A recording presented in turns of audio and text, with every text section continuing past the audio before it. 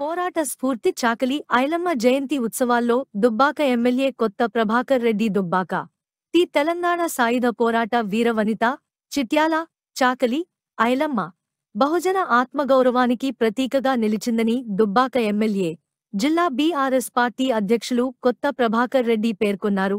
దుబ్బాకలోని చాకలి ఐలమ్మ విగ్రహానికి పూలమాల వేసి జయంతి శుభాకాంక్షలు తెలియజేశారు. నాటి తెలంగాణ సాయుధ పోరాటంలో ఐలమ్మ ప్రదర్శించిన ధైర్య సాహసాలు ప్రజాస్వామిక పోరాటాలకు స్ఫూర్తిగా నిలిచాయని కొనియాడారు.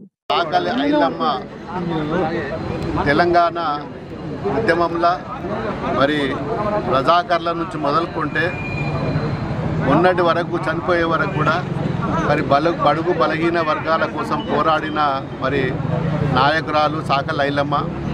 ఈరోజు చాకలి ఐలమ్మ స్ఫూర్తితోటి మనం కూడా తెలంగాణ రాష్ట్ర సాధనలో కూడా మరి ఆమెను ఆదర్శంగా తీసుకొని మరి ఉద్యమాలు చేసి ఈరోజు చాకలి ఐలమ్మ ఏదైతే మరి పేదోళ్ళ కోసం బడుగు బలహీన వర్గాల కోసం పోరాటం చేసిందో అదే తరహాలో పోరాటం చేసి ఈరోజు తెలంగాణ రాష్ట్రాన్ని సాధించుకున్నాం.